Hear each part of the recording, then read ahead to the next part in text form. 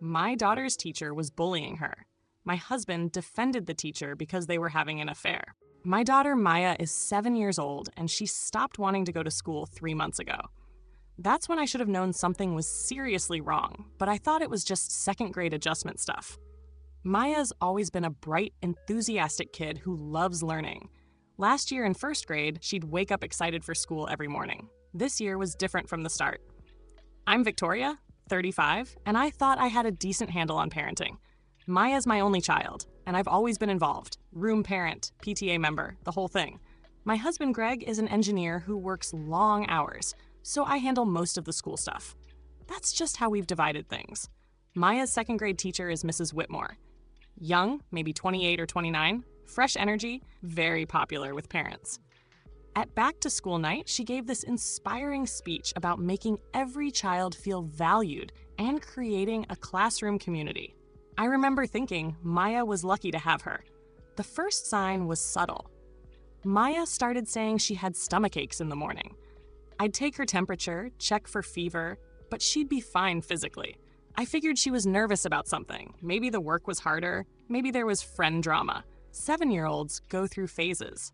Then she started coming home with her artwork crumpled in her backpack. Maya loves art. She used to display every drawing proudly. Now she was hiding them or throwing them away. "Why don't you want to show me your picture?" I asked one day. "It's not good," she said quietly. "Mrs. Whitmore said it wasn't my best work." Well, not every piece of art has to be your best work, sweetie. What matters is that you tried. She said I need to try harder, that other kids are better at following directions. That bothered me, but I didn't want to overreact. Teachers give constructive feedback. That's normal. But then Maya's reading log came home with a note. "Maya is not putting in adequate effort. Please work with her at home on reading comprehension." I was confused. Maya reads above grade level. We read together every night. She'd tested into the advanced reading group at the start of the year. I emailed Mrs. Whitmore asking for clarification. She responded, "Maya seems distracted in class and isn't participating as much as she should. I'd like to see more engagement from her." When I mentioned this to Greg that evening, he barely looked up from his phone. "Just tell Maya to pay more attention in class." "Greg, she's 7, and she's not usually distracted. Something might be bothering her." Kids go through phases. Don't baby her. I let it go. Greg's practical about things. Sometimes I do overthink parenting stuff. 2 weeks later, Maya came home crying, actually sobbing in the car on the way home, which she almost never does. "What happened, baby?" Mrs. Whitmore said I wasn't listening again. She made me sit by myself during centers. Everyone else got to work together, but I had to sit alone. "Why did she think you weren't listening?" I was listening. She asked who knew the answer, and I raised my hand. But she didn't call on me. Then she said I was being disruptive by waving my hand around. 7-year-olds exaggerate sometimes. I know that, but Maya wasn't prone to making things up, and this sounded off. I emailed Mrs. Whitmore again, asking if we could set up a meeting to discuss Maya's behavior. She responded that she was very busy with parent conferences, but assured me Maya just needed to work on self-regulation and following classroom expectations. The phrase self-regulation for a 7-year-old who'd never had behavior issues before felt wrong. I decided to volunteer in the classroom. I'd done it last year with Maya's first grade teacher, and it had been great. I emailed Mrs. Whitmore offering to help with reading groups or art projects. We're not taking parent volunteers this year due to classroom management concerns, but I appreciate the offer. Classroom management concerns? It was a second grade class at a good school. What concerns? Maya's teacher last year had parent volunteers every week. I mentioned this to Greg. "Don't you think it's weird that Mrs. Whitmore won't let parents volunteer? Maybe she has a different teaching style. Stop trying to micromanage Maya's teacher." "I'm not micromanaging, I'm concerned. Maya's different this year. She doesn't want to go to school." "Because you're making it into a big deal. Just drop it, Vic." His dismissiveness stung, but I tried to trust his judgment. Maybe I was being overprotective. Then came the incident with the birthday cupcakes. Every kid in the class got to bring birthday treats to share. It's a tradition. Maya had been planning her cupcakes for weeks, rainbow frosting with sprinkles, her favorite. I dropped them off at the classroom the morning of her birthday. Mrs. Whitmore thanked me and said they'd have them during afternoon snack. When I picked Maya up that day, she was quiet. No excited chatter about her birthday celebration. Did everyone like the cupcakes? I don't know. What do you mean? Mrs. Whitmore said my cupcakes weren't healthy enough to share. She put them away and we had apple slices instead. I felt my face get hot. She didn't serve your birthday cupcakes? She said sugar isn't good for learning, and she made a decision as the teacher to provide a healthier option. I checked the school handbook that night. Nothing about birthday treats needing to be healthy. Other kids had brought cookies, donuts, even candy. Maya was the only one whose treats got rejected. This time, I didn't email. I called the school and asked to speak to the principal. Mrs. Rodriguez, the principal, listened to my concerns. She said she'd talk to Mrs. Whitmore and get back to me. 2 days later, Mrs. Whitmore called me, not the principal. Mrs. Whitmore. Mrs. Chen, I understand you spoke with Mrs. Rodriguez about the cupcake situation. Yes, I'm concerned about how Maya's being treated in your classroom. I think there may be some misunderstanding. Maya is a lovely child, but she's been struggling with following directions and accepting feedback. Sometimes when children receive constructive criticism, they share a skewed version of events with their parents. Are you saying Maya's lying? I'm saying 7-year-olds have limited perspective. I'm sure she believes her version of events, but classroom management involves making many quick decisions that children don't always understand. Why did you refuse to serve her birthday cupcakes? I made a judgment call about classroom nutrition. I'm sorry if that upset Maya, but as her teacher, I need to make decisions in the best interest of all students. No other teacher has refused birthday treats. I'm not other teachers. I have high standards for my classroom. Something about her tone made my skin crawl. It wasn't just defensive, it was condescending, like I was the problem for questioning her. After we hung up, I felt worse, not better. That evening, I tried talking to Greg about it. Really talking, not just mentioning it in passing. I think something's really wrong with Maya's teacher. I think she's singling Maya out. Greg sighed heavily. Vic, you're being ridiculous. Teachers don't just randomly bully 7-year-olds. I'm not saying it's random. I'm saying something's going on. What you're saying is that you can't handle your daughter getting normal feedback from her teacher, so you're turning it into some conspiracy. That's not fair. You know what's not fair? Constantly undermining Maya's teacher because you want to be the perfect mom. You're going to make things worse for Maya if you keep complaining about Mrs. Whitmore. I'm not trying to be the perfect mom. I'm trying to protect my daughter. From what? A teacher doing her job? Jesus, Vic. Not everything is a crisis. We didn't talk much the rest of the night, but I couldn't let it go. Because Maya was getting worse. She started having nightmares about school. She'd wake up crying, saying Mrs. Whitmore was mad at her. She stopped raising her hand in class completely. Her confidence was disappearing. I started documenting everything. Every incident Maya reported, I wrote down with dates and details. Every email exchange with Mrs. Whitmore I saved. I wasn't being paranoid. I was protecting my child. Then came the day that changed everything. It was a Wednesday in October. I got a call from the school nurse saying Maya had asked to go home sick. When I arrived, Maya was in the nurse's office crying so hard she was hyperventilating. The nurse pulled me aside. She won't tell me what's wrong, but she's very upset. She kept saying she can't go back to class. I knelt down next to Maya. Baby, what happened? Through her tears, Mrs. Whitmore said I cheated. Cheated on what? The math quiz. She said my answers were too good and I must have copied from someone. She made me stand in front of the class and said cheating is wrong. Everyone was looking at me. My sweet, honest daughter who'd never cheated on anything in her life, who came to me last year when she accidentally saw another kid's answers on a worksheet and asked if she needed to retake it to be fair. Did you cheat? No, I studied with you. I knew the answers. I believed her. Completely. I marched to the principal's office. Mrs. Rodriguez was in a meeting, but her secretary said it was an emergency, so she came out. I explained what happened. Mrs. Rodriguez's expression was professionally neutral, but I saw concern in her eyes. Let me talk to Mrs. Whitmore and get her side of things. Can you take Maya home for the rest of the day? I want to talk to Mrs. Whitmore myself. Mrs. Chen, I understand you're upset, but let me handle this through proper channels. I took Maya home. She fell asleep on the couch, exhausted from crying. When Greg came home that evening, I told him everything. His reaction wasn't what I expected. Did you really go to the principal's office and make a scene? I didn't make a scene. I reported what happened. You embarrassed Mrs. Whitmore in front of the administration because Maya got in trouble for cheating. She didn't cheat. How do you know? Were you in the classroom? I stared at him. You think our daughter is lying? I think you're so determined to prove this teacher is out to get Maya that you're not considering maybe Maya did something wrong. Greg, Maya has never lied to us. She's never cheated. You know that.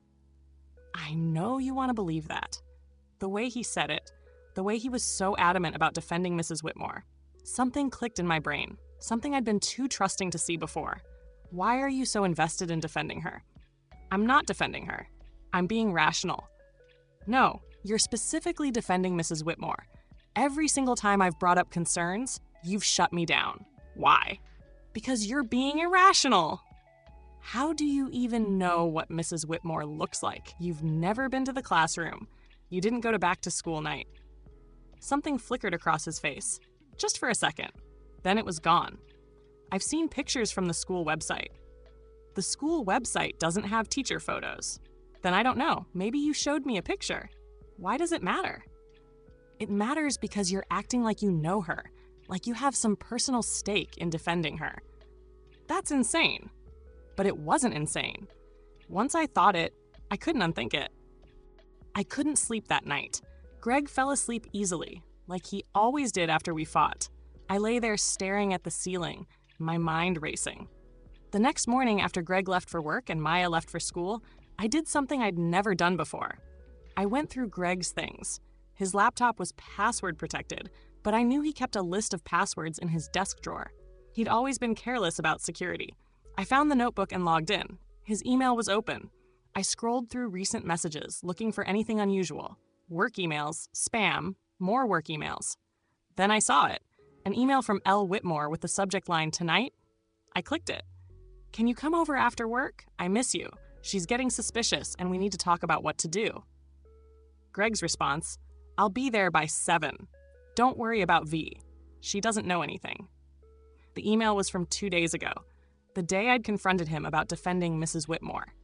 I scrolled through more emails. There were dozens, going back months, since before the school year started. July, "Can't wait to see you tonight. Staying at my place or yours?" Mine. V thinks I'm at a work dinner. August, "I saw Maya's name on my class roster. This is going to be awkward. Just treat her like any other student. V doesn't need to know we know each other." September, "Maya raised her hand 6 times today and I didn't call on her once. I feel terrible, but I can't show favoritism." You're doing great. V would freak out if she thought you were giving Maya special treatment. October, "V came to the principal about me, about Maya. This is getting out of hand." What did she say? That I'm targeting Maya, which is insane. I've been trying so hard to be extra fair to avoid any appearance of bias. Do you want me to talk to her? No, that would make everything worse. Just keep defending me when she complains. Make her think she's overreacting. I felt like I was going to throw up. Mrs. Whitmore wasn't targeting Maya because of some personal vendetta. She was overcorrecting. She was so afraid of showing favoritism to her boyfriend's daughter that she bent over backwards in the other direction. And it had turned into something cruel. And Greg knew. He'd known the whole time that Maya's teacher was his mistress, and he'd let our daughter suffer rather than risk exposing the affair. I kept reading. The emails got worse. October 15th, the day of the cupcake incident. I rejected Maya's birthday treats today. V is going to lose her mind, but I couldn't let it look like I was showing favoritism. Did you have to do that? Yes. Everyone knows Maya's my student. If I make exceptions for her, people will notice. I'm trying to protect us. I know. It's just hard watching V get upset. Then maybe you should have thought about that before you started sleeping with our daughter's teacher. That one hit different. The tone was angry, defensive, like they'd been fighting. The most recent email was from yesterday morning. "We need to end this. V is getting too close to figuring it out, and Maya is suffering. I can't keep doing this to a 7-year-old just to hide our relationship. Are you breaking up with me? I'm saying we need to be smart. Maybe I should request a transfer to a different school next year. Or maybe you should just tell V the truth. Are you insane? She'll take Maya and leave. I'll lose everything. You're going to lose everything anyway if you keep lying. And in the meantime, I'm being investigated by my principal because your wife thinks I'm bullying your daughter. Just write it out. V will drop it eventually. She always does. I screenshot everything, every single email. Then I logged out and closed the laptop. Hands shaking. Maya was at school right now with a teacher who was sleeping with her father, a teacher who'd been treating her poorly to avoid suspicion, a teacher who was being investigated because of me, which would only make her treatment of Maya worse. I called the school, asked them to pull Maya out of class, said it was a family emergency. When I picked her up, she looked terrified. Am I in trouble? No, baby, you're not in trouble. But you're not going back to Mrs. Whitmore's class. Why? Because I'm going to fix this. I took Maya to my mom's house and asked if she could stay there for the afternoon. Then I drove back to the school and asked to speak to Mrs. Rodriguez immediately. The principal saw something in my face because she cleared her schedule and brought me into her office. Mrs. Chen, what's going on? I put my phone on her desk and showed her the screenshots. All of them. Mrs. Rodriguez's expression shifted from confusion to shock to something like anger. She read through them in silence, her jaw getting tighter with each email. When she finished, she looked up at me. Does Maya know about any of this? No. She just thinks her teacher doesn't like her.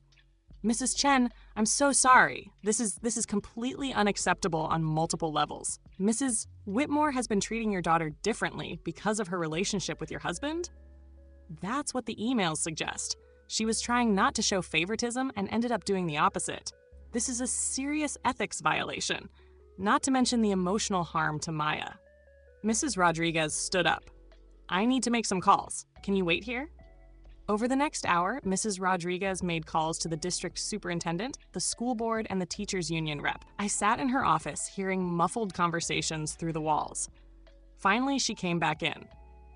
Mrs. Whitmore has been placed on immediate administrative leave pending investigation. Maya will be moved to Mrs. Patterson's second grade class starting Monday. I'm also recommending that Maya see the school counselor to help her process what she's been through. What about my husband? That's not my jurisdiction, but I'll be documenting his role in this situation. If this goes to any kind of legal proceeding, these emails will be relevant. I thanked her and left. I didn't know what I was going to do next, but I knew I needed to face Greg. When he came home that evening, I was sitting at the kitchen table with my laptop open. Maya was still at my mom's. Where's Maya? He asked.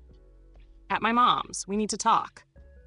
Vic, if this is about Mrs. Whitmore again, how long have you been sleeping with her? The color drained from his face. What are you talking about? I read your emails, Greg. All of them. I know you've been having an affair with Maya's teacher since July. I know you've been lying to me while watching our daughter suffer. He sat down heavily in a chair, didn't deny it, just sat there. I never meant for Maya to get hurt. But she did get hurt. She got hurt because your girlfriend was so worried about hiding your affair that she treated our daughter like garbage. Laura wasn't trying to hurt her. Laura, you're on a first-name basis with the woman who accused our 7-year-old of cheating? It wasn't like that. Laura was trying to be fair.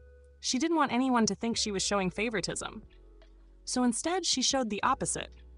She singled Maya out, rejected her birthday treats, humiliated her in front of her class, and you let it happen.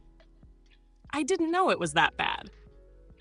I told you it was that bad. I told you over and over that something was wrong, and you called me irrational. You told me I was undermining her teacher. You made me feel crazy for trying to protect our daughter. I was trying to protect all of us. You were protecting your affair. You sacrificed Maya's well-being to hide the fact that you're sleeping with her teacher. Greg put his head in his hands. What did you do? I showed the emails to the principal. Mrs. Whitmore has been placed on administrative leave. Maya's being moved to a different class. You showed them the emails? Vic, do you know what you've done? Laura could lose her teaching license. Good. She should lose it. She emotionally abused a child to cover up an affair. She didn't abuse anyone. She was just trying to be professional. Listen to yourself. You're still defending her." We stared at each other across the kitchen. This man I'd been married to for 9 years, who I'd trusted with our daughter's welfare, who I'd built a life with. "Do you love her?" I asked. He was quiet for a long moment. "I don't know." "Get out." "Vic, get out of this house right now. Go to Laura's place since you've been spending so much time there anyway, but you're not staying here. Where's Maya? Maya is safe, which is more than I can say when she was in your girlfriend's classroom." "I want to see my daughter." "You want to explain to your 7-year-old why her teacher was mean to her? Want to tell her it's because Daddy was having an affair? No? Then leave." Greg grabbed his keys and wallet. At the door, he turned back. "I'm sorry. I never wanted any of this." "But you did it anyway." After he left, I sat in the silence for a while. Then I called my mom and asked if Maya could spend the night. I needed time to figure out how to explain any of this to a 7-year-old. The next day, Friday, I got a call from Mrs. Rodriguez. "Mrs. Chen, I wanted to update you on the situation. The district has completed their initial investigation. Mrs. Whitmore has resigned effective immediately. She won't be returning to the classroom." "What about the other students? What are they being told?" "They're being told Mrs. Whitmore had to leave for personal reasons, and Mrs. Patterson will be taking over the class. Maya can transition to Mrs. Patterson's room on Monday." "And the other parents? Do they know what happened?" Mrs. Rodriguez was quiet for a moment. "Some of them have asked questions. I can't discuss personnel matters, but word has gotten around." I could imagine. Small school, parent network, gossip moving fast. "Mrs. Chen, I want you to know that we take the situation very seriously. The district is reviewing our policies around personal relationships and conflicts of interest to ensure nothing like this happens again." After we hung up, I thought about all those other parents. The ones who'd seen Mrs. Whitmore as this inspiring young teacher, who'd trusted her with their kids. I wondered how many of them would blame me for getting her fired. That afternoon, I got my answer. A Facebook message from another parent in the class. "I heard what happened with Mrs. Whitmore. I just want you to know that I've noticed how she treated Maya this year. I should have said something. I'm sorry. Thank you for standing up for your daughter." Then another message. And another. Parents I barely knew reaching out to say they'd seen things too. They'd noticed Mrs. Whitmore being harsh with Maya. They'd wondered about it, but hadn't wanted to cause problems. One mom wrote, "My daughter came home crying once because Mrs. Whitmore yelled at her for talking, but Maya got in trouble for the same thing and had to sit alone. I thought it was weird, but convinced myself I was reading into it." They'd all seen it, and nobody had said anything. That weekend, I sat Maya down and tried to explain what was happening in terms she could understand. "Baby, you know how you've been feeling sad about school?" She nodded. "It turns out Mrs. Whitmore was having some grown-up problems that made it hard for her to be a good teacher. It wasn't your fault. None of it was your fault. Is she still going to be my teacher?" "No, you're going to be in Mrs. Patterson's class now. Remember Mrs. Patterson?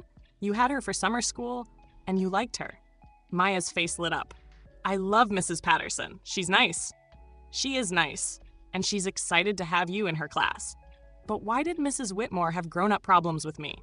How do you explain to a 7-year-old that her teacher was dating her father and took it out on her to avoid suspicion?" Sometimes grown-ups make mistakes that hurt kids without meaning to. Mrs. Whitmore made some mistakes. But it's over now, and you get a fresh start with a teacher who's going to treat you fairly. "Is Daddy coming home?" That was the question I'd been dreading. "Daddy and I are figuring some things out right now. But no matter what, we both love you very much. Did Daddy do something wrong too?" Kids are so much smarter than we give them credit for. "Daddy made some choices that hurt our family, but that's between me and Daddy. What matters is that you're safe and loved." She accepted that for now, but I knew there would be more questions later. Monday came. Maya started in Mrs. Patterson's class. I walked her in that first morning, anxious about how it would go. Mrs. Patterson greeted Maya with a warm smile. "Maya, I'm so happy to have you in my class. I saved you a seat right by the window since I remember you love looking outside." Maya smiled, really smiled. for the first time in months. When I picked her up that afternoon, she was talking again, actually talking, telling me about her day, about the book they read, about the new friend she made. How was Mrs. Patterson? She's the best. She said my drawing was creative and she hung it on the wall. And at recess, she played 4 square with us. My daughter was back. Over the next few weeks, things slowly stabilized. Greg moved into an apartment. We started the divorce process. Maya adjusted to her new class and started sleeping through the night again. The parent gossip network was relentless. I heard through a friend that Mrs. Whitmore had moved to a different state, that Greg was job hunting because people at his work found out about the affair, that the school board had revised their ethics policies. Some parents treated me like a hero for exposing what happened. Others avoided me like I was trouble. One mom actually said to my face, "You ruined that poor woman's career over some discipline issues." I looked her dead in the eye and said, "She emotionally abused my daughter to hide an affair with my husband. If her career got ruined, that's on her." The hardest part was explaining things to Maya as she got older and asked more questions. Not the immediate aftermath, that I could handle. But years later, when she'd understand more, when she'd ask why her second grade year was so traumatic and why Daddy moved out that same year. For now, she was healing. Thriving, even. Mrs. Patterson sent home progress reports showing Maya's confidence returning, her academic performance improving, her friendships growing. 6 months after everything happened, Maya made me a Mother's Day card at school. Inside, she'd written in her careful 7-year-old handwriting, "Thank you for fighting for me." I cried reading it, because that's what this whole mess had been about. Fighting for my kid when everyone, including her father, told me I was overreacting. Greg tried to repair his relationship with Maya, supervised visits that gradually became unsupervised. He was trying, I'll give him that. But the easy trust between them was gone. Maya was cautious around him now in a way she'd never been before. One day she asked me, "Did Daddy know Mrs. Whitmore was being mean to me?" I didn't want to lie, but I also didn't want to destroy their relationship completely. Daddy made some choices that meant he couldn't help you the way he should have. But he loves you, and he's trying to do better now. But you helped me. Yes, baby, I helped you. Because you're a good mommy. I held her tight and hoped that was enough. There's something particularly disturbing about this story that goes beyond the typical affair drama. Victoria's husband wasn't just cheating. He was actively participating in the emotional harm of his own child to protect his secret. Think about that for a second. Greg watched Maya's confidence crumble. He heard her crying about school. He saw his wife desperately trying to protect their daughter. And instead of doing the right thing, he gaslit Victoria, told her she was overreacting, and let it continue. The teacher's role is complicated in a different way. She wasn't trying to hurt Maya. She was overcorrecting to avoid showing favoritism. But the result was the same. A 7-year-old suffered because 2 adults couldn't handle their own mess like grown-ups. Here's what I want to hear from you. Do you think Victoria should have exposed the affair immediately when she suspected it? Or was she right to document everything first and go through official channels? And what about the other parents who noticed something was off but stayed quiet? They saw Maya being treated differently. They had that uncomfortable feeling that something wasn't right. But nobody wanted to cause problems or get involved. How much responsibility do they share? The part that gets me is how many people told Victoria she ruined Mrs. Whitmore's career? Like, exposing abuse is worse than committing it. That attitude is exactly why situations like this continue, because people would rather protect adults who do wrong than children who get hurt. Drop your thoughts in the comments. Would you have handled this differently? Have you ever had to fight for your kid against people who told you that you were overreacting? If this story resonated with you, whether you're a parent dealing with school issues or someone who's had to stand up against people nobody else would question, hit that like button and subscribe. We've got more stories about people who refused to back down when it mattered most. See you next time.